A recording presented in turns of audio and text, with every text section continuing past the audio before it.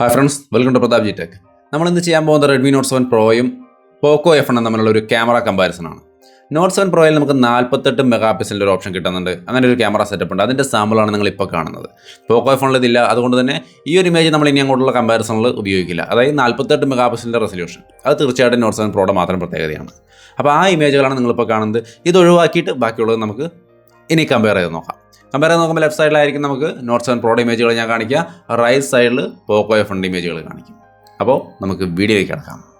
ഇപ്പോൾ ഈ കാണുന്നത് നോർമലായ ഒരു ഇമേജാണ്, ഒരു ഡൈനാമിക് റേഞ്ചുള്ള ഒരു സാധാരണ ഇമേജ്. Note7 Proയിലും Poco F1 നോക്കിയാൽ നമുക്ക് ക്ലൗഡുകളുടെ കളറൊക്കെ നോക്കിയാൽ കുറച്ച് നാച്ചുറലായ കളർ നമുക്ക് Note7 Proയിലാണ് കിട്ടുന്നത്. ഡീറ്റെയിൽസ് ലെവൽ നോക്കിയാൽ രണ്ടും കട്ടയ്ക്ക് നിൽക്കുന്ന നല്ല ഡീറ്റെയിൽസ് ലെവലുണ്ട്. അപ്പോൾ യാതൊരു ഇഷ്യൂസും ഡീറ്റെയിൽസിൻ്റെ കാര്യത്തിലില്ല. നല്ല ക്വാളിറ്റിയുള്ള ഇമേജുകൾ തന്നെയാണ് രണ്ട് ക്യാമറകളും നമുക്ക് തരുന്നത്. ഒന്നും കൂടി വൃത്തിയായിട്ട് സൂം ചെയ്ത് ഒന്നും കൂടി ഇത്തിരി അഗ്രസീവായിട്ട് സൂം ചെയ്ത് നോക്കിയാൽ നമുക്ക് ആ ഡീറ്റെയിൽസിൻ്റെ ലെവൽ കംപ്ലീറ്റ് ആയിട്ട് മനസ്സിലാക്കാം. അപ്പോൾ വീണ്ടും ഒന്ന് സൂം ചെയ്തിരിക്കുകയാണ്. നമുക്ക് നോക്കി ക്ലിയർ ആയിട്ട് തന്നെ മനസ്സിലാവും. കുറച്ച് സ്ലൈറ്റ്ലി ഡീറ്റെയിൽസ് ലെവൽ കൂടുതൽ Note7 Proയിലുണ്ട്. കാര്യമായ ഒരു വ്യത്യാസമൊന്നും പറയാനില്ല. അതുകൊണ്ട് രണ്ട് ക്യാമറകളും നമ്മളെ സംബന്ധിച്ച് നല്ല ഡീറ്റെയിൽസും കാര്യങ്ങളും തരും. Poco F1 കുറച്ച് പഞ്ചിയായ കളറാണ്, Note7 Proയിൽ കുറച്ച് സ്ലൈറ്റ്ലി നാച്ചുറലായ കളറാണ്. ഇതാണ് ഞാൻ നോക്കുമ്പോൾ കാണുന്നൊരു വ്യത്യാസം. ഓരോരുത്തരുടെയും ഇഷ്ടത്തിനും ടേസ്റ്റിനനുസരിച്ച് ഇതിന് ഏത് വേണമെങ്കിലും ചൂസ് ചെയ്യാം. രണ്ടും ഡീറ്റെയിൽസിൻ്റെ കാര്യത്തിൽ ടോപ്പ് നോച്ച് തന്നെയാണ്. അപ്പോൾ തീർച്ചയായിട്ടും ഇതിന് ഏതെടുത്താലും മോശമൊന്നും ആവില്ല. എൻ്റെ ഒരു പേഴ്സണൽ ഒപ്പീനിയനിൽ രണ്ടും നല്ല ക്വാളിറ്റിയാണ്. ഇത് മറ്റൊരു ഡൈനാമിക് റേഞ്ചാണ്. നമുക്ക് നോക്കിയാൽ അറിയാം, രണ്ടും ഒരു ചെറിയ ഇത്തിരി കളർ കൂടുതൽ Poco F1 ഉണ്ട്, പക്ഷേ രണ്ടും നല്ല ക്വാളിറ്റി തന്നെയാണ്. ഇത് നമുക്കൊന്ന് സൂം ചെയ്ത് നോക്കുകയാണ്. അപ്പോഴും ആ കളറിൻ്റെ വ്യത്യാസം നിങ്ങൾക്ക് തീർച്ചയായിട്ടും മനസ്സിലാവും. കുറച്ച് നാച്ചുറലായത് Note7 Proയിൽ തന്നെയാണ്, പക്ഷേ ഡീറ്റെയിൽസ് ലെവൽ രണ്ടിലും ഒരുപോലെയാണ്. അപ്പോൾ നമുക്ക് ഡീറ്റെയിൽസ് ക്വാളിറ്റി ഈ ഒരു കാര്യം, റിയർ ക്യാമറയുടെ ഡീറ്റെയിൽസിൻ്റെയും ക്വാളിറ്റിയുടെയും കാര്യത്തിൽ രണ്ട് ഫോണും ഒരുപോലെ കട്ടയ്ക്ക് നിൽക്കുന്നതാണ് ഈ 2-3 സാമ്പിളുകളിൽ നമുക്ക് മനസ്സിലാവുന്നത്.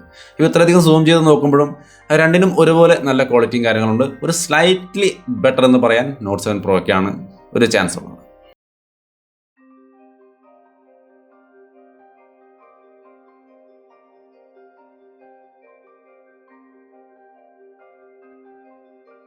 ഹ്യൂമൻ സബ്ജക്റ്റിലേക്ക് വരുമ്പോഴും രണ്ട് ക്യാമറകളും നല്ല ക്വാളിറ്റി തന്നെയാണ് തരുന്നത്. നമുക്കൊന്ന് സൂം ചെയ്ത് നോക്കാം. സൂം ചെയ്ത് നോക്കുമ്പോഴും അതേപോലെ തന്നെ നല്ല ക്വാളിറ്റി രണ്ട് ക്യാമറകൾ തരുന്നുണ്ട്.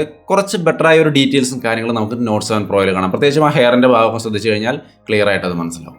ഒരു സ്ലൈറ്റ്ലി ബെറ്റർ എന്ന് പറയുന്നത് Note7 Pro തന്നെയാണ്.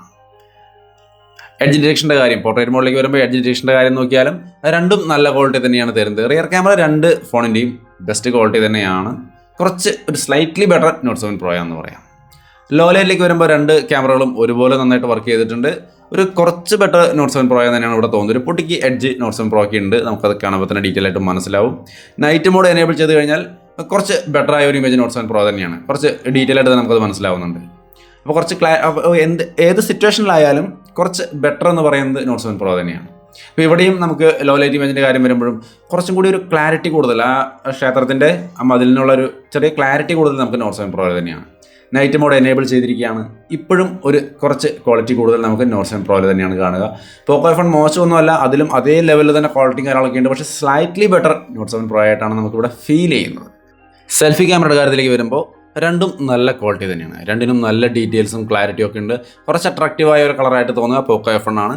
കുറച്ച് നാച്ചുറൽ എന്ന് പറഞ്ഞാൽ വീണ്ടും Note7 Pro തന്നെയാണ്. രണ്ടും നല്ല ക്വാളിറ്റി തന്നെയാണ്. നല്ല ഷാർപ്നെസ്സും ഡീറ്റെയിൽസും ഒക്കെ ഉണ്ട്. രണ്ട് ഇമേജുകളും ഒരുപോലെ എനിക്ക് ഇഷ്ടപ്പെട്ടു. നിങ്ങൾക്കും താല്പര്യമുള്ളത് ചൂസ് ചെയ്യാം. അപ്പോൾ നോർമൽ സെൽഫി രണ്ടും ഒരുപോലെ നല്ല ക്വാളിറ്റി ഉള്ളതാണ്. പോർട്രേറ്റ് മോഡിലേക്ക് വരുമ്പോൾ കുറച്ച് ബെറ്റർ Poco F1 ആണ്. കാരണം നമ്മുടെ Note7 Proയുടെ ഇമേജിൻ്റെ ഹെഡിൻ്റെ ടോപ്പ് സൈഡിൽ ആ ഹെയറിൻ്റെ ഭാഗത്ത് എഡ്ജ് ഡിറ്റക്ഷൻ്റെ കാര്യം ശ്രദ്ധിച്ചാൽ Note7 Proയിൽ അത്ര പെർഫെക്റ്റ് അല്ല എന്ന് കാണാം. സൂം ചെയ്ത് കാണിക്കാം. ഇപ്പോൾ നിങ്ങൾക്ക് ക്ലിയർ ആയിട്ട് കാണാൻ പറ്റും. Poco F1 അതേസമയം നല്ല ഭംഗിയായിട്ട് ഡിറ്റക്റ്റ് ചെയ്തിട്ടുണ്ട്. അപ്പോൾ കുറച്ച് നല്ലൊരു സെൽഫി ക്യാമറ എന്ന് പറയുന്നത് Poco F1 ആണെന്നാണ് എനിക്ക് തോന്നുന്നത്. എന്നാൽ എല്ലാ ഇമേജിലും Note7 Proയിൽ പ്രശ്നമില്ല. ഇതൊരു സാധാരണ സെൽഫി ക്യാമറ ഇമേജാണ്. ഇത് നമ്മളൊന്ന് സൂം ചെയ്ത് നോക്കിയാൽ നമുക്ക് ഈ ഒരു പ്രശ്നമൊന്നും കാണില്ല. അപ്പോൾ എല്ലായ്പ്പോഴും Note7 Proയിൽ ഇഷ്യൂ ഇല്ല.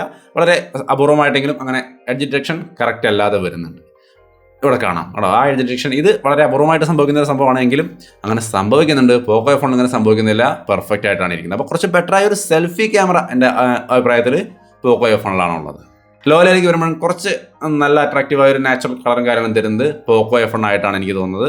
രണ്ടും നല്ല ക്വാളിറ്റി തന്നെയാണ്, കട്ടയ്ക്ക് നിൽക്കുന്ന ക്വാളിറ്റിയാണ്. എങ്കിലും ഒരു സ്ലൈറ്റ്ലി ബെറ്റർ, ആ സെൽഫി ക്യാമറയുടെ കാര്യത്തിൽ ഒരു സ്ലൈറ്റ്ലി ബെറ്റർ ഡീറ്റെയിൽസ് നമുക്ക് Poco F1 ആണ്. ഇപ്പോൾ ഈ ഒരു ഇമേജിലേക്ക് വന്നാലും ഇപ്പോൾ ലൈറ്റ് കുറവാണ്, ഈ ഒരു അവസരത്തിലും കുറച്ച് ബ്രൈറ്റായ ഇമേജ് നമുക്ക് തരുന്നത് Poco F1 ആണ്.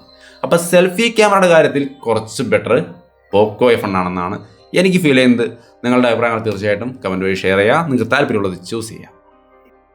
ഇപ്പോൾ നമ്മൾ കാണാൻ പോകുന്നത് സെൽഫി ക്യാമറയുടെ ഒരു വീഡിയോ ക്വാളിറ്റിയാണ്. കണ്ട് മനസ്സിലാക്കുക, ഒപ്പം തന്നെ ഓഡിയോയും കേട്ട് മനസ്സിലാക്കുക. ഇതാണ് ഫ്രണ്ട് ക്യാമറയുടെ ഒരു ക്വാളിറ്റി എന്ന് പറയുന്നത്. നമുക്ക് അതിൻ്റെ സൗണ്ട് റെക്കോർഡിങ്ങിൻ്റെ ക്വാളിറ്റിയും ഇപ്പോൾ തന്നെ നിങ്ങൾക്ക് ഇവിടെ നേരിട്ട് കണ്ട് മനസ്സിലാക്കാം, കേട്ടും മനസ്സിലാക്കാം. ഈ ഫ്രണ്ട് ക്യാമറയുടെ ക്വാളിറ്റി നോക്കുമ്പോൾ രണ്ടും ഓക്കെ. നമ്മുടെ പോക്കോ കുറച്ചും കൂടിയും പഞ്ചിയായ കളറും കാര്യം തരുന്നുണ്ട്. Note7Pro ഓക്കെ, രണ്ടും ഓൾമോസ്റ്റ് നല്ല ക്വാളിറ്റി തന്നെയാണ്. നിങ്ങൾ തന്നെ നിശ്ചയിക്കുക ഇതിൽ ഏതായിരിക്കും നിങ്ങൾക്ക് നല്ല ക്വാളിറ്റി ആയിട്ട് തോന്നുന്നത്. അപ്പോൾ ഇതാണ് നമ്മുടെ ഫ്രണ്ട് ക്യാമറയുടെ ഒരു വീഡിയോ ക്വാളിറ്റി എന്ന് പറയുന്നത്. നല്ല ഡയറക്റ്റാണ്, ഡയറക്റ്റ് സൺലൈറ്റ് ആണ്. അപ്പോൾ അതിൻ്റെ ക്വാളിറ്റിയും കാര്യങ്ങളൊക്കെ നമുക്ക് കാണാം. സ്റ്റെബിലൈസേഷനും ഒന്ന് ശ്രദ്ധിക്കാം. അപ്പോൾ സെൽഫി ക്യാമറയുടെ വീഡിയോ ക്വാളിറ്റി രണ്ടിലും നല്ല ക്വാളിറ്റി തന്നെയാണ്. യാതൊരു ഇഷ്യൂസും ഈ വീഡിയോ ക്യാമറകളെ സംബന്ധിച്ചില്ല. ഇപ്പോൾ നമ്മൾ കാണുന്നത് 4Kയുടെ ഒരു ക്വാളിറ്റിയാണ്. രണ്ടും നല്ല ക്വാളിറ്റിയുള്ള 4K വീഡിയോസ് തന്നെയാണ് നമുക്ക് തരുന്നത്. കുറച്ച് ജെർക്കിയായ ഒരു വീഡിയോസാണ് Note7Proയിൽ കിട്ടുന്നത്. അത് നമ്മൾ മുൻപ് പല വീഡിയോസിൽ പറഞ്ഞിട്ടുണ്ട്, ഈ ഒരു ജെർക്കിയായ ഒരു വീഡിയോസാണ് കിട്ടുന്നത്. അതിന് ഒന്നും ചെയ്യാൻ പറ്റില്ല. ഒരുപക്ഷെ സോഫ്റ്റ്വെയർ അപ്ഡേറ്റ്സിലൂടെ ഷാമി അത് ഫിക്സ് ചെയ്യുമായിരിക്കും. എന്തായാലും അങ്ങനെ ഒരു പ്രശ്നം അവരുടെ എല്ലാ വീഡിയോസിനും, നോർമൽ വീഡിയോസിലും സ്ലോ മോഷൻ ആയാലും എല്ലാത്തിലും ആ ഒരു ജെർക്കിനെസ്, നമുക്കൊരു സ്റ്റക്കായി പോകുന്നൊരവസ്ഥ നമുക്ക് Note7Proയിൽ കാണാം. പക്ഷേ അത് ഒഴിവാക്കിയിട്ട് ക്വാളിറ്റി നോക്കിക്കഴിഞ്ഞാൽ രണ്ടും നല്ല ക്വാളിറ്റി 4K വീഡിയോസ് തരുന്ന ഒരു ഫോണുകൾ തന്നെയാണ്. അപ്പോൾ ഞാൻ സൂം ചെയ്ത് കാണിക്കുകയാണ്. ഇപ്പോഴും നമുക്ക് കാണാം നല്ല ക്വാളിറ്റിയുള്ള ഒരു 4K സംവിധാനങ്ങളാണ് ഈ രണ്ട് ഫോണിലുള്ളത്. അപ്പോൾ നമുക്ക് 4K ഒന്ന് കണ്ട് മനസ്സിലാക്കിയോളൂ. ഇനി നമുക്ക് ഫുൾ HDയുടെ കാര്യത്തിലേക്ക് കിടക്കാം. ഫുൾ HDയിലേക്ക് വരുമ്പോൾ നമുക്ക് സ്റ്റെബിലൈസേഷൻ കിട്ടുന്നുണ്ട്. വളരെ സ്മൂത്തായ സ്റ്റെബിലൈസേഷനാണ്. രണ്ടും ഒരുപോലെ ക്വാളിറ്റിയുള്ള സ്റ്റെബിലൈസേഷനാണ്. അതിലൊന്നും ഒരു പരാതിയും പറയാനില്ല. വളരെ നൈസായിട്ട് വർക്ക് ചെയ്യുന്നുണ്ട്. ക്വാളിറ്റിയുടെ കാര്യത്തിലേക്ക് വന്നു കഴിഞ്ഞാൽ കുറച്ച് പഞ്ചിയായ കളറാണ് നമുക്ക് പോക്കോ F1 കിട്ടുന്നത്. Note7Proയിലേക്ക് വരുമ്പോൾ സ്ലൈറ്റ്ലി നാച്ചുറലായ ഒരു കളറാണ് കിട്ടുന്നുണ്ട്. രണ്ടിനും പക്ഷേ നല്ല ഡീറ്റെയിൽസും കാര്യങ്ങളൊക്കെ ഉണ്ട്. അവരവരുടെ താല്പര്യത്തിനനുസരിച്ച് ഏത് വേണമെങ്കിലും ചൂസ് ചെയ്യാം. രണ്ടും ഒരേപോലെ തന്നെ നല്ല ക്വാളിറ്റി ഉണ്ട്. കുറച്ച് സ്മൂത്തായ ഒരു വീഡിയോസ് എന്ന് പറയുന്നത് പോക്കോ F1 ഞാൻ നേരത്തെ പറഞ്ഞ പോലെ അപ്ഡേറ്റ്സിലൂടെ അത് ഫിക്സ് ചെയ്യുമായിരിക്കും. അപ്പോൾ രണ്ടിലും നല്ല ക്വാളിറ്റിയുള്ള കാര്യങ്ങളൊക്കെ വീഡിയോസിൽ നമുക്ക് കിട്ടുന്നുണ്ട്. സ്റ്റെബിലൈസേഷനും ഒരുപോലെ നല്ല ക്വാളിറ്റിയുള്ള സംഭവങ്ങൾ തന്നെയാണ് ഇതിൽ കാണാൻ സാധിക്കുന്നത്. ഇനി നമുക്ക് സ്ലോ മോഷൻ്റെ കാര്യത്തിലേക്ക് വരാം. സ്ലോ മോഷൻ്റെ കാര്യത്തിലേക്ക് വരുമ്പോൾ രണ്ടും ഒരുപോലെ നല്ല ക്വാളിറ്റിയുള്ള സ്ലോ മോഷൻ തന്നെയാണ് സംഭവിക്കുന്നത്. പക്ഷേ എൻ്റെ ഒരു അഭിപ്രായത്തിൽ കുറച്ച് വെട്ടി ഒരു സ്റ്റക്കായ അവസ്ഥ Note7Proയിൽ കാണാം. നമ്മൾ നേരത്തെ പറഞ്ഞ സംഭവം ശ്രദ്ധിച്ച് നോക്കിയാൽ ആ ഫ്ലെയിംസ്, Note7Proയുടെ കാര്യത്തിലെ ഫ്ലെയിംസ് സ്റ്റക്കായി വരുന്നത് കാണാം. അപ്പോൾ ആ ഒരു ഇഷ്യൂ തീർച്ചയായിട്ടും Note7Proയുടെ ഒരു വലിയ പ്രശ്നമാണ്. വീഡിയോയുടെ കാര്യത്തിലേക്ക് വരുമ്പോൾ സ്റ്റക്കായിട്ടുള്ളൊരു സ്മൂത്ത്നെസ് ഇല്ലായ്മ വരുന്നുണ്ട്. ഫിക്സ് ആകുമെന്ന് പ്രതീക്ഷിക്കാം. എപ്പോഴാണെന്ന് നമുക്കറിയില്ല. എന്തായാലും പോക്കോ F1 കാര്യത്തിൽ കുറച്ചും കൂടി ബെറ്റർ ആയ ഒരു പെർഫോമൻസ് ആണ് കാഴ്ചവെക്കുന്നത്. ഇനി നമുക്ക് ഓട്ടോ ഫോക്കസിൻ്റെ ഒരു ടെസ്റ്റ് നടത്തി നോക്കാം. രണ്ട് ഫോണും യാതൊരു ഇഷ്യൂ ഇല്ലാതെ നല്ല രീതിയിൽ തന്നെ ഓട്ടോ ഫോക്കസ് നടത്തണമെന്നാണ് എനിക്ക് തോന്നിയത്. ഇപ്പോൾ നിങ്ങൾ കാണുന്നത് Note7Proയുടെ ഒരു ഓട്ടോ ഫോക്കസ് ആണ്. അപ്പോൾ അങ്ങോട്ട് എടുത്തു അപ്പം തന്നെ ഫോക്കസ് ആയിട്ടുണ്ട്. ഇവിടേക്ക് കൊണ്ടുവരുമ്പോഴും പെട്ടെന്ന് തന്നെ ഫോക്കസ് ആയിട്ടുണ്ട്. ഒരു ഇഷ്യൂസും ഇല്ല. വളരെ ഫാസ്റ്റായ ഒരു ഫോക്കസ് സംവിധാനം തന്നെയാണ് Note7Proയിലുള്ളത്. ഡീറ്റെയിലായിട്ട് ശ്രദ്ധിച്ചോളൂ. മൂവ് ചെയ്യുന്ന സമയത്ത് തന്നെ ഫാസ്റ്റായിട്ട് ഫോക്കസ് ആവുന്നുണ്ട്. അതായത് സമയമെടുത്തോ അങ്ങനെ ഒരു ഫോക്കസ് ഹണ്ടിങ് ഇല്ല. സ്ലോ മോഷൻ്റെ കാര്യത്തിൽ പക്ഷേ ഫോക്കസ് ഹണ്ടിങ് ഉണ്ടായിരുന്നു, അത് പൊതുവെ കാണാറുണ്ട്. പക്ഷേ ഈ ഒരു സംഭവത്തിൽ നോർമലായിട്ടുള്ള വീഡിയോയുടെ കാര്യത്തിൽ യാതൊരു ഇഷ്യൂ ഇല്ല. നല്ല ഫാസ്റ്റായിട്ട് ഫോക്കസ് ചെയ്യുന്നുണ്ട്. അപ്പോൾ ഇത് Note7Proയുടെ ഫോക്കസിൻ്റെ സ്പീഡാണ്, യാതൊരു ഇഷ്യൂസും ഇല്ല. നമുക്ക് പോക്കോ F1ൻ്റെ ഫോക്കസ് സ്പീഡ് ഒന്ന് ശ്രദ്ധിച്ച് നോക്കാം. ഓക്കെ, അത് ഫാസ്റ്റായിട്ട് തന്നെ ഫോക്കസ് ആയിട്ടുണ്ട്. ഒന്നുകൂടി ട്രൈ ചെയ്യാം. ഫോക്കസ് ഫാസ്റ്റ് തന്നെയാണ്. Note7Proയിൽ കണ്ട പോലെ തന്നെ ഫാസ്റ്റായ ഒരു ഫോക്കസിങ് സംവിധാനം നമുക്ക് പോക്കോ F1ലും കാണാൻ സാധിക്കുന്നുണ്ട്. അപ്പോൾ ഫാസ്റ്റായ ഫോക്കസിങ്, ഓട്ടോ ഫോക്കസിങ് എന്ന് പറയുന്നത് വളരെ ഫാസ്റ്റാണ് രണ്ട് ഫോണിനെ സംബന്ധിച്ച്. അപ്പോൾ നമ്മളെ സംബന്ധിച്ച് മൊത്തത്തിൽ ഓവറോൾ ക്വാളിറ്റി നോക്കിയാൽ വീഡിയോയുടെ കാര്യത്തിൽ ഇത്തിരി സ്മൂത്തായ കാര്യങ്ങളൊക്കെ നമുക്ക് പോക്കോ F1 കിട്ടും. പൊതുവേ പോക്കോ F1 നമുക്ക് ഇത്തിരി പഞ്ചിയായ കളറും കാര്യങ്ങളൊക്കെയാണ് കിട്ടുന്നത്. Note7Proയിൽ കുറച്ചും കൂടി നാച്ചുറലായ ഇമേജുകളും കാര്യങ്ങളും കിട്ടുന്നുണ്ട്. വീഡിയോ ക്വാളിറ്റിയിലേക്ക് വരുമ്പോൾ ജർക്കിയായ വീഡിയോസാണ് കിട്ടുന്നത്.